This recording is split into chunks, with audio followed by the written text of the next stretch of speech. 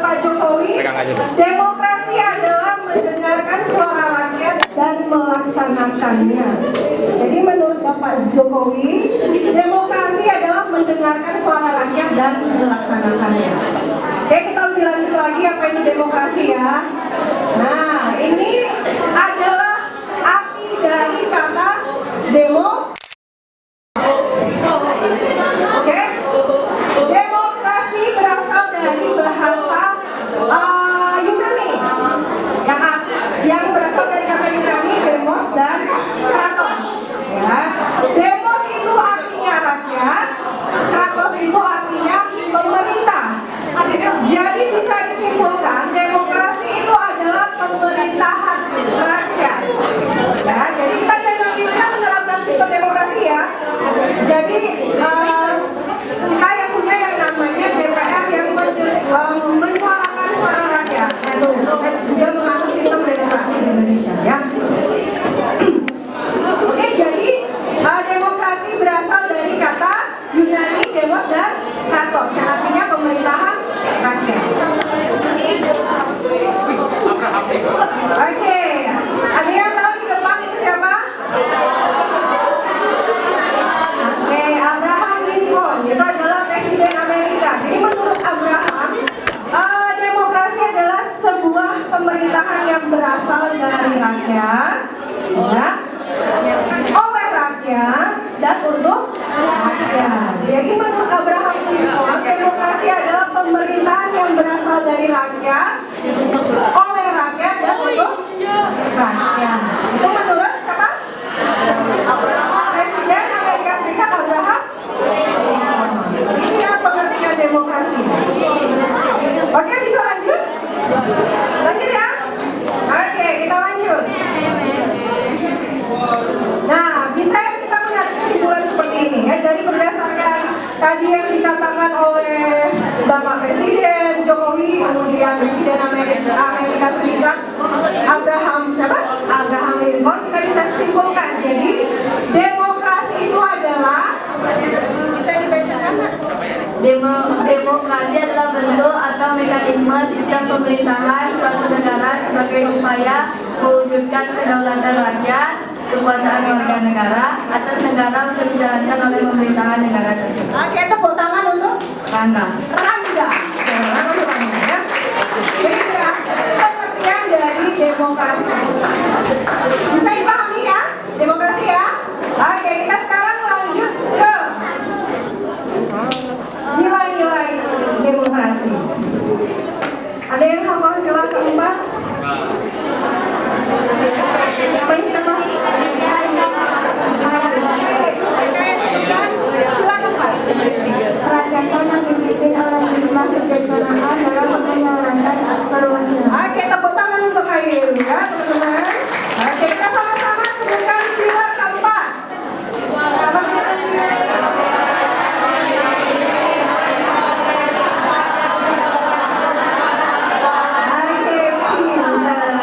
Jadi di situ ada sila keempat. Jadi kerakyatan yang dipimpin oleh hikmat kebijaksanaan dalam permusyawaratan keterwakilan. Jadi ada musyawarah di situ ya, termasuk tadi nilai demokrasi. Oke, di sini saya sebutkan beberapa nilai-nilai demokrasi. Yang pertama ada toleransi. Apa itu toleransi? Apa itu toleransi? Saling menghargai dan menghormati. Oke, itu nilai demokrasi yang pertama. Yang kedua ada kebebasan mengemukakan dan menghormati perbedaan pendapat. Bagaimana kalau kita punya teman yang berbeda pendapat dengan kita, apa yang harus kita lakukan? Berlapang dada. Kita harus menghormati pendapatnya juga, jangan memaksakan pendapatnya sendiri. Oke? Yang ketiga, memahami keanekaragaman dalam masyarakat. Kita di Indonesia ada berapa agama? Ada 6. Ada berapa suku bangsa? Banyak. Ada berapa pulau? Banyak. Itu namanya beraneka ragam ya.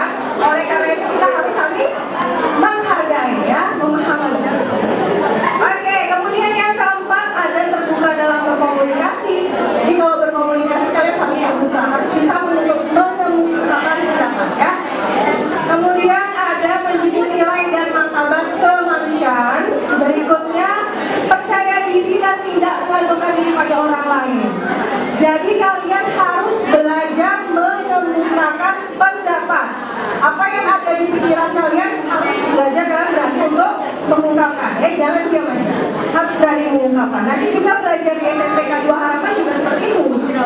Nggak ada yang belajarnya diem. Kalian harus presentasi, kalian harus bisa bertanya, ya, bisa mengemukakan pendapat juga harus bisa, ya. Oke, lanjut. Nilai berikutnya adalah saling menghargai, pastinya, ya, saling menghargai satu dengan yang lain. Kemudian mampu mengekang diri. Apa artinya mengekang diri? Menahan diri, bagus. Mengendalikan diri, gitu ya, tidak boleh memaksakan kehendak sendiri, ya. Harus mampu mengekang diri. Oke, kemudian nilai berikutnya adalah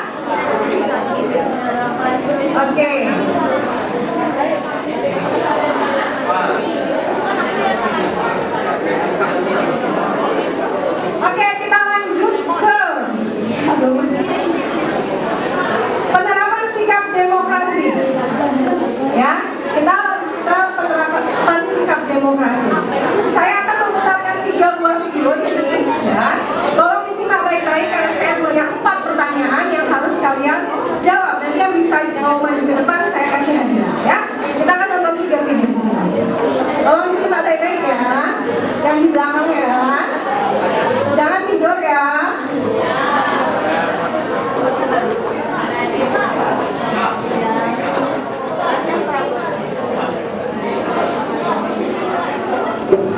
Oke, nanti video yang pertama itu adalah video tentang demokrasi di keluarga.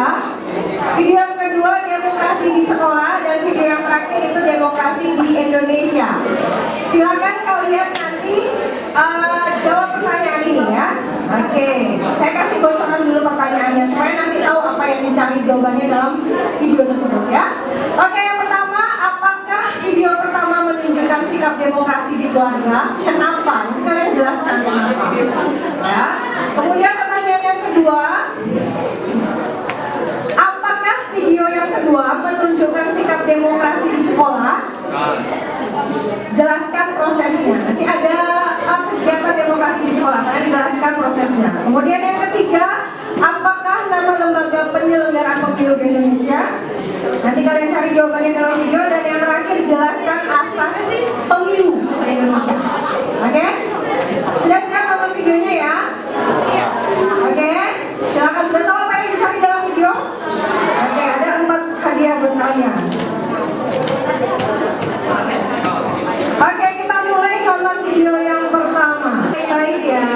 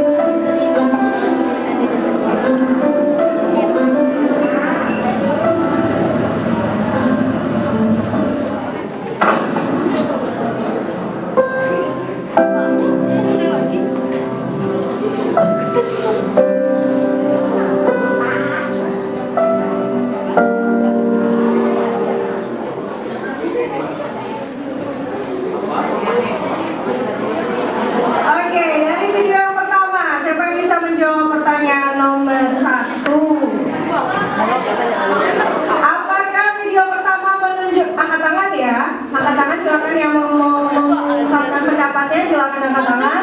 Apakah video pertama menunjukkan sikap demokrasi di keluarga? Jelaskan alasannya juga ya. Oke, yang di depan yang pakai kacamata. Oke, silakan sebutkan nama dan jawabannya. Nama saya Ansel. Jawabannya adalah tidak. Karena di sana di video itu sang anak tidak diberikan untuk melakukan apa yang dia mau dan terus dikekang. Oke, tepuk tangan buat. Oke, tepuk tangan buat Axel ya. Oke, Axel dia apa? Oke, makasih Axel. Lanjut ke video yang kedua. Oke, ini adalah video tentang demokrasi di sekolah. Kita lihat ya.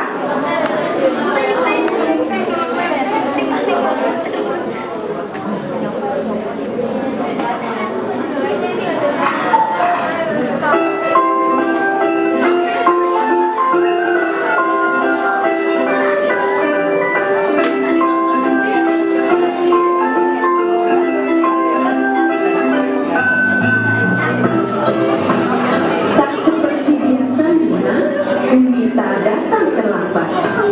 Nabila dan teman sekelasnya menunggu di kelas. Nabila asik mengobrol dengan Kristina, Bagus asik membuat kapal-kapalan, sementara Andre asik memakan bakpao buatan ibunya. Dan teman-teman yang lainnya berlari-larian di kelas. 5 menit kemudian, Bunita datang.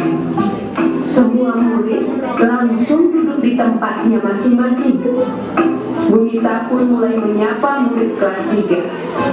Bunita meminta maaf atas keterlambatannya karena ada rapat guru yang mendadak. Bunita pun memberitahu hasil rapat tersebut. Jadi anak-anak, besok kita akan memilih ketua kelas baru.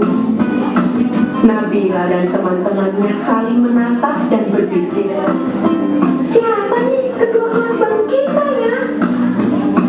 Coba di antara kalian ada yang mau jadi ketua kelas? Ujar Bunita. Murid-murid pun terdiam.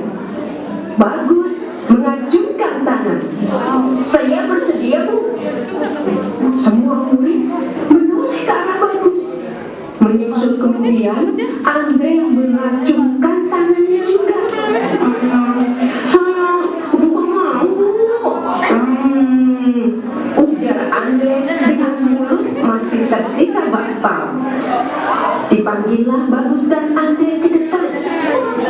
Anak-anak, kita sudah mendapatkan 2 calon ketua. Pikirkan baik-baik, siapa yang akan kalian pilih? Saran ibu, pilihlah pemimpin yang baik, jujur, dan bisa dipercaya. Murid-murid menganggukkan kepalanya. Kalian berdua boleh kembali ke tempat duduk masing-masing. Melihat 2 calon ketua tersebut, Nabila bingung siapa yang akan dia pilih. 2 calon itu adalah teman baiknya. Andre adalah sahabatnya yang baik dan kocak.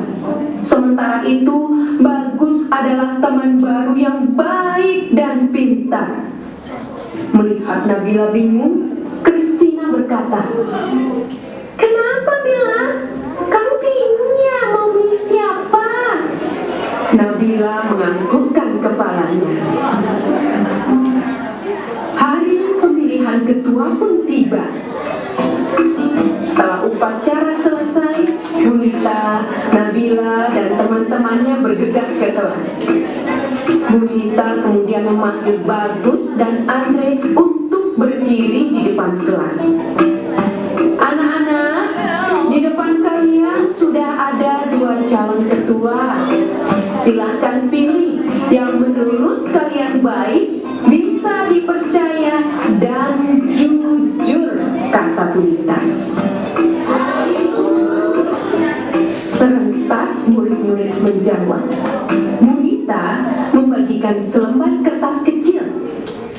kemudian murid-murid menuliskan nama calon ketua.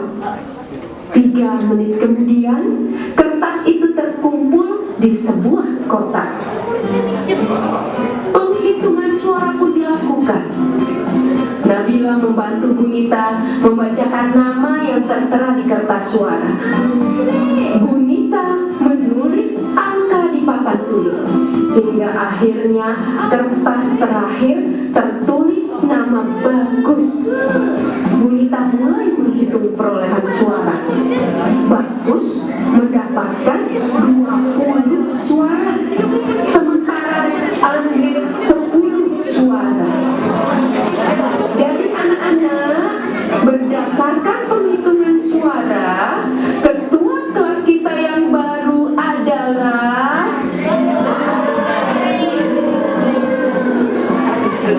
serempak. Murid menjawab, "Selamat ya Bagus, kamu menjadi ketua kelas yang baru." Bu guru berkata, "Terima kasih Bu," ucap Bagus.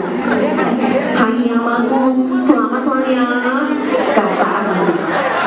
"Sekarang siapa yang akan kamu pilih sebagai wakilmu Bagus?" Bunita bertanya. Bagus terdiam dan berpikir. "Teman-teman, bagaimana kalau Andre jadi wakilnya?" teriak teman-teman dengan kompak. Bunita senang pemilihan ketua kelas ini berjalan dengan baik. Murid-murid pun senang dengan ketua kelas dan wakil ketua kelasnya yang baru.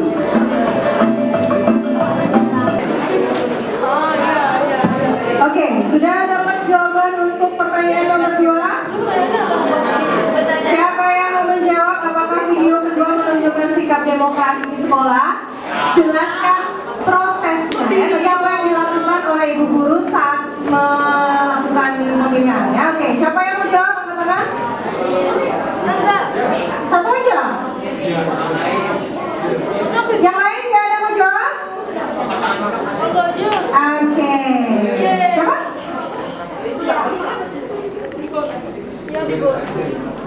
Yang lain dulu ya, teman-temannya ya. Oke, silakan. Namanya siapa? Kemudian jawabannya ya. Perkenalkan saya Sulfia. Video itu dijelaskan demokrasi karena di dalam itu videonya menceritakan tentang pemilihan ketua kelas. Bisa sebutkan prosesnya tadi yang dilakukan ibu guru? Prosesnya anak-anaknya menulis di kertas lalu dibacakan satu persatu. Iya. Kemudian diberi suara. Yang terpilih adalah yang memiliki suara Banyak. banyak. Oke, silakan dikasih hadiahnya kakak. Thank you Sophia.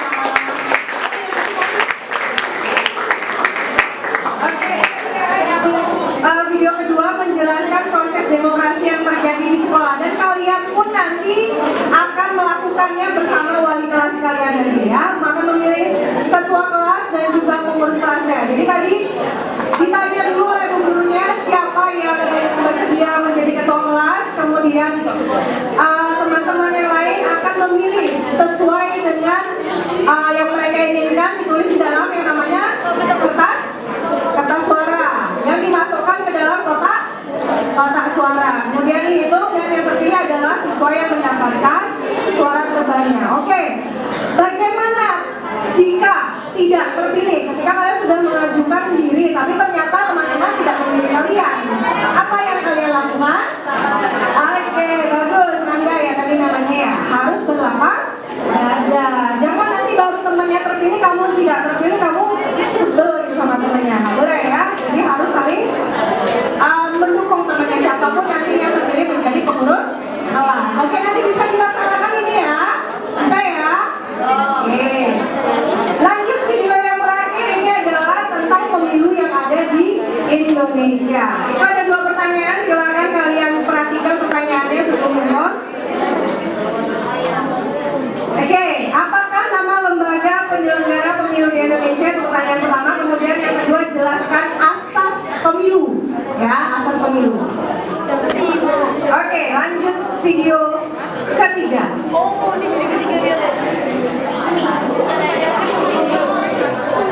Pemilu di Indonesia.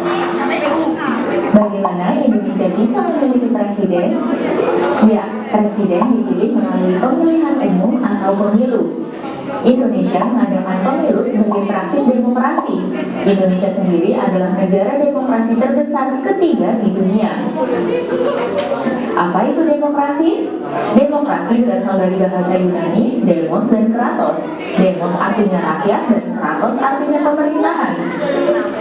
Dalam demokrasi, rakyat ikut berperan dalam pemerintahan dan semua kebijakan harus mengutamakan kepentingan dan kesejahteraan rakyat. Sistem pemilu ada dua macam, yaitu sistem distrik dan sistem proporsional. Pada sistem distrik, satu daerah pemilihan hanya memilih satu wakil. Calon yang mendapatkan suara paling banyak dianggap sebagai pemenang. Di Indonesia, pemilihan DPD mengikuti sistem distrik tetapi berwakil banyak, yaitu dipilih 4 wakil DPD di setiap provinsi. Pada sistem proporsional, tiap partai politik mendapatkan kursi sesuai dengan jumlah suara yang didapat. Sistem proporsional inilah yang dipakai dalam pemilihan DPR dan DPRD. Partai yang mendapatkan suara lebih banyak akan mendapatkan jumlah kursi yang lebih banyak juga. Lalu, apakah semua partai yang mendapatkan suara dianggap lolos? Belum tentu. Ada yang namanya ambang batas parlemen atau parliamentary threshold. Partai yang jumlah suaranya mencapai ambang batas inilah yang bisa mendapatkan kursi di DPR.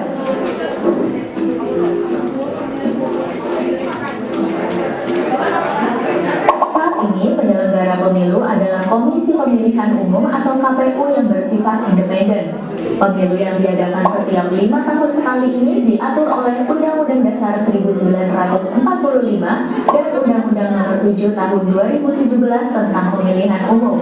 Peserta pemilu adalah partai-partai politik. Penyelenggaraan pemilu di Indonesia berdasarkan pada asas Luber-Jurdil yang merupakan singkatan dari langsung, umum, bebas, rahasia, jujur, dan adil. Langsung artinya pemilih memberikan suaranya secara langsung dan tidak boleh diwakilkan. Umum artinya setiap warga negara yang berusia minimal 17 tahun berhak untuk memilih. Bebas artinya pemilih bebas memberikan suaranya tanpa adanya paksaan dan tekanan dari pihak manapun. Rahasia artinya suara yang diberikan hanya diketahui oleh si pemilih itu sendiri. Jujur artinya semua penyelenggara, peserta, dan pemilih dalam pemilu harus bersikap jujur sesuai aturan. Dan adil artinya setiap peserta dan pemilih harus diperlakukan sama dan bebas dari kecurangan. Bagaimana tata cara pelaksanaan pemilu di Indonesia? Setiap warga negara yang berusia minimal 17 tahun berhak menjadi pemilih dalam pemilu. Pada hari pelaksanaan pemilu, pemilih diminta datang ke TPS atau tempat pemungutan suara untuk melakukan pendaftaran. Pemilih kemudian mendapatkan kertas suara dan langsung menuju bilik suara untuk melakukan pencoblosan. Selanjutnya, pemilih memasukkan kertas suara ke dalam kotak yang disediakan. Terakhir, pemilih mencelupkan salah satu jarinya ke dalam tinta sebagai tanda bahwa pemilih sudah menggunakan hak suaranya. Oke, pertanyaan nomor 3. Apa nama lembaga penyelenggara pemilu di Indonesia? Oke. Ini dapat dulu. Oke, silakan. Apa nama lembaga penyelenggara pemilu di Indonesia? Sebutkan nama dan jawabannya. KPU. KPU berasal dari kata? Ya.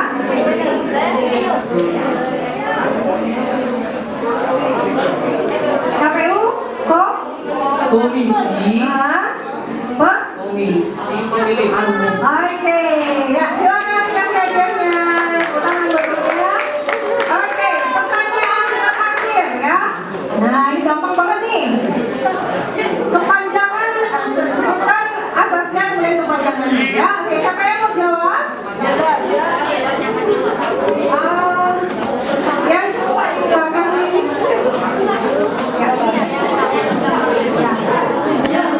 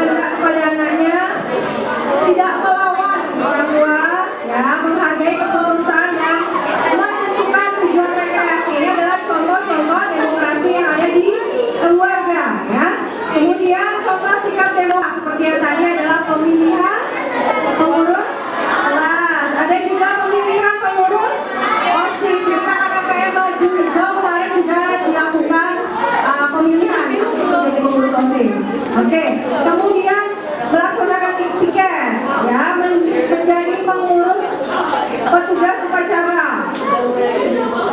Atau nanti bisa juga kalian menulis artikel tentang opini kalian atau pendapat kalian. Itu contoh dari sikap demokrasi yang ada di sekolah. Kemudian yang terakhir adalah sikap demokrasi di Indonesia. Umur berapa boleh nyoblos? 17 tahun. Nanti kalian belum boleh ya, tunggu dulu nanti sampai 18 tahun ya. Jadi harus menggunakan hak pilih, menyampaikan aspirasi, memberikan kritik yang membangun. Ingat, kritik yang membangun ya, dengan kritik untuk menjatuhkan